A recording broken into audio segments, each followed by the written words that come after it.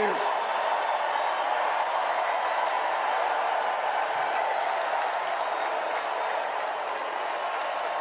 Thank you.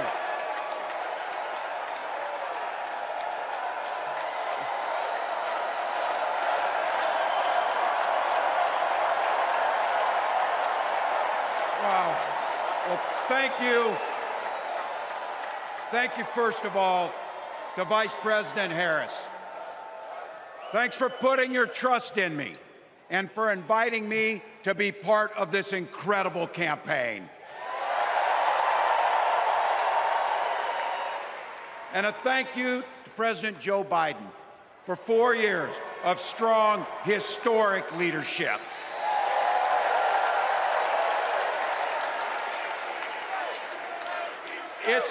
It's the honor of my life to accept your nomination for Vice President of the United States.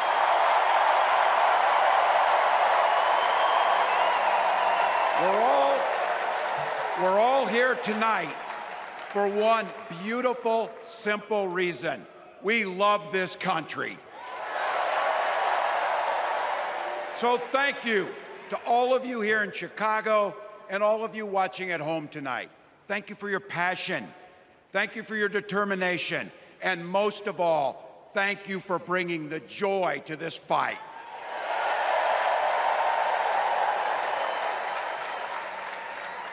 Now, I grew up in Butte, Nebraska, a town of 400 people. I had 24 kids in my high school class, and none of them went to Yale. But I'll tell you what, growing up in a small town like that, you learn how to take care of each other. That family down the road, they may not think like you do. They may not pray like you do. They may not love like you do, but they're your neighbors. And you look out for them, and they look out for you. Everybody belongs, and everybody has a responsibility to contribute.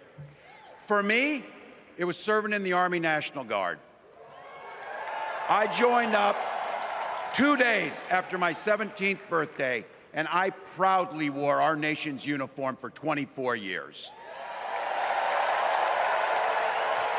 My dad, a Korean War-era Army veteran, died of lung cancer a couple years later. He left behind a mountain of medical debt. Thank God for Social Security survivor benefits.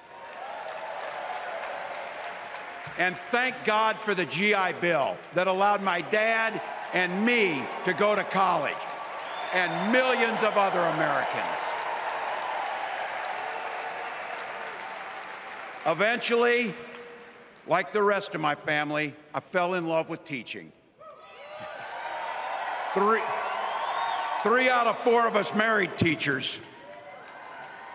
I wound up teaching social studies and coaching football at Mankato West High School. Go Scarlets! We ran a 44 defense. We played through to the whistle on every single play, and we even won a state championship. Never closed the yearbook, people. But it was those players and my students who inspired me to run for Congress. They saw in me what I had hoped to instill in them, a commitment to the common good, an understanding that we're all in this together, and the belief that a single person can make a real difference for their neighbors.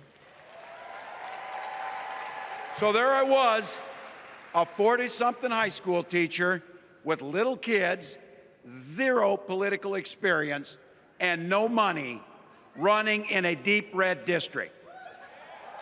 But you know what? Never underestimate a public school teacher. Never.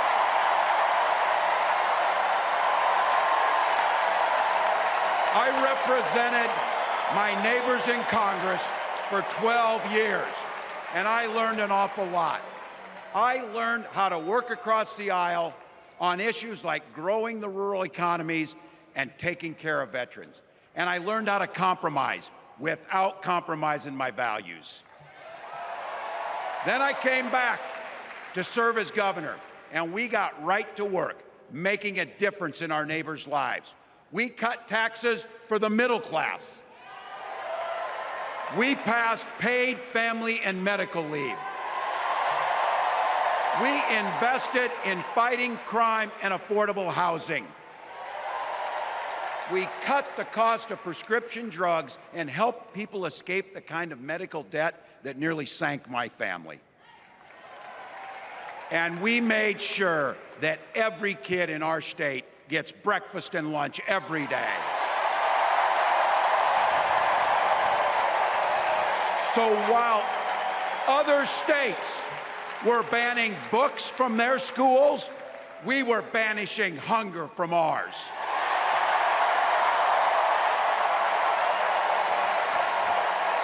We also protected reproductive freedom because in Minnesota, we respect our neighbors and the personal choices they make. And even if we wouldn't make those same choices for ourselves, we've got a golden rule. Mind your own damn business.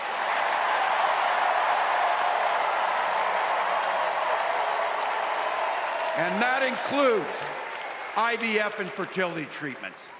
And this is personal for Gwen and I. If you've never experienced the hell that is infertility, I guarantee you, you know somebody who has. And I can remember praying each night for a phone call, the pit in your stomach when the phone would ring, and the absolute agony when we heard the treatments hadn't worked. It took Gwen and I years, but we had access to fertility treatments. And when our daughter was born, we named her Hope. Hope, Gus, and Gwen, you are my entire world, and I love you.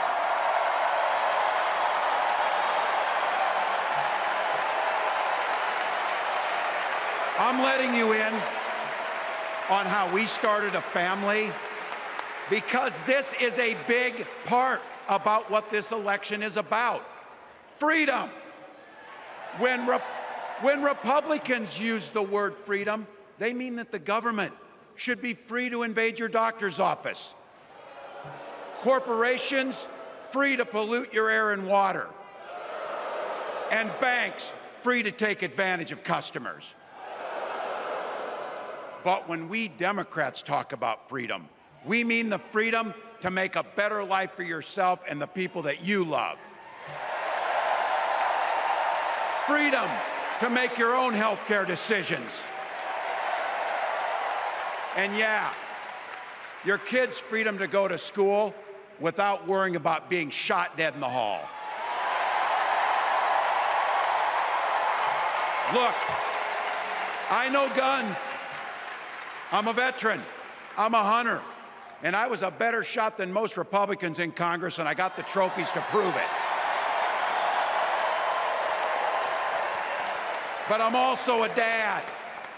I believe in the Second Amendment, but I also believe our first responsibility is to keep our kids safe.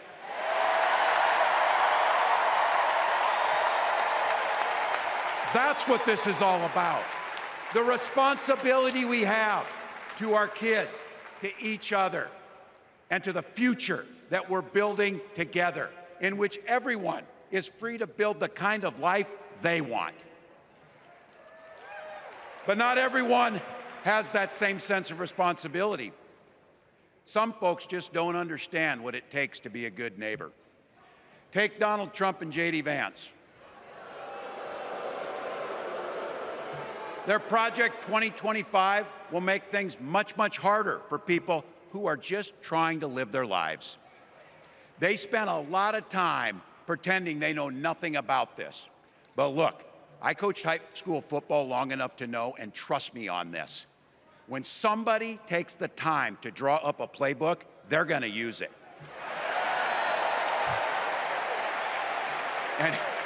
And we know If these guys get back in the White House, they'll start jacking up the costs on the middle class. They'll repeal the Affordable Care Act. They'll gut Social Security and Medicare. And they will ban abortion across this country, with or without Congress. Here's the thing. It's an agenda nobody asked for. It's an agenda that serves nobody except the richest and the most extreme amongst us. And it's an agenda that does nothing for our neighbors in need. Is it weird? Absolutely. Absolutely. But it's also wrong. And it's dangerous. It's not just me saying so. It's Trump's own people. They were with him for 4 years. They're warning us that the next 4 years will be much, much worse. You know, when I was teaching every year, we'd elect a student body president. And you know what? Those teenagers could teach Donald Trump a hell of a lot about what a leader is. Leaders don't spend all day insulting people and blaming others. Leaders do the work. So I don't know about you, I'm ready to turn the page on these guys. So go ahead, say it with me. We're not going back.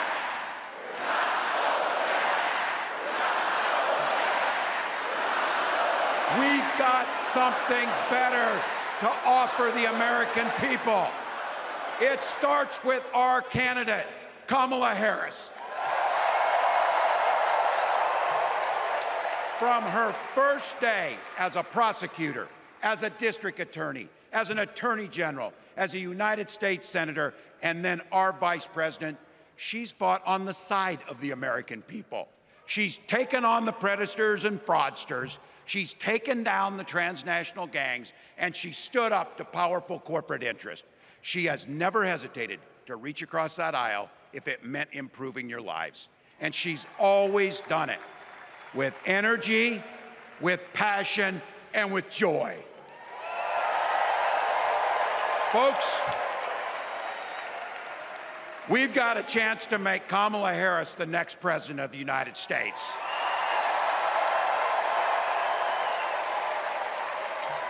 But I think we owe it to the American people to tell them exactly what she'd do as president before we ask them for their votes.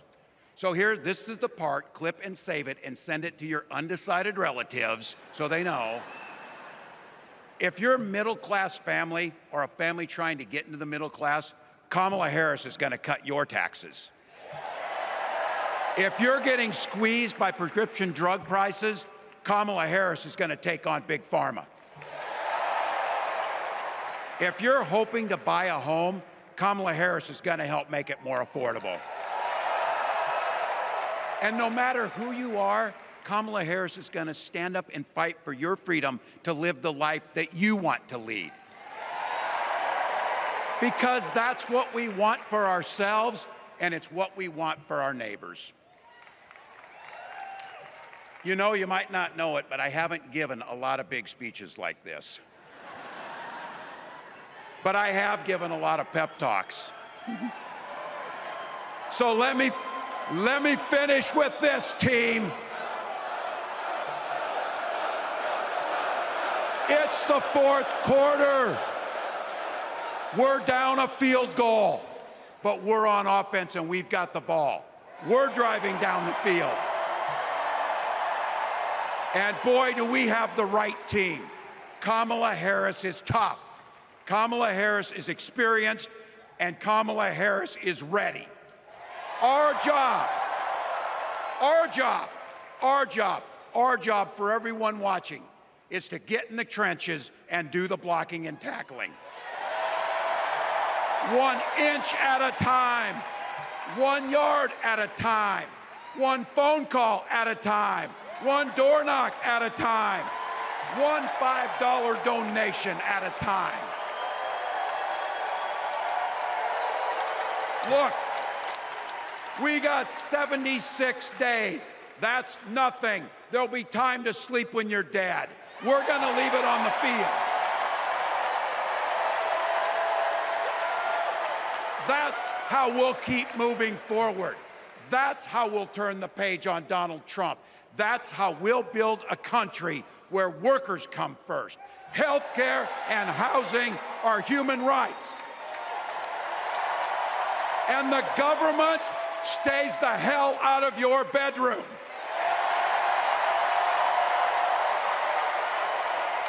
That's how we make America a place where no child is left hungry, where no community is left behind, where nobody gets told they don't belong. That's how we're gonna fight. And as the next president of the United States always says, when we fight, when we fight, when we fight, thank you. God bless.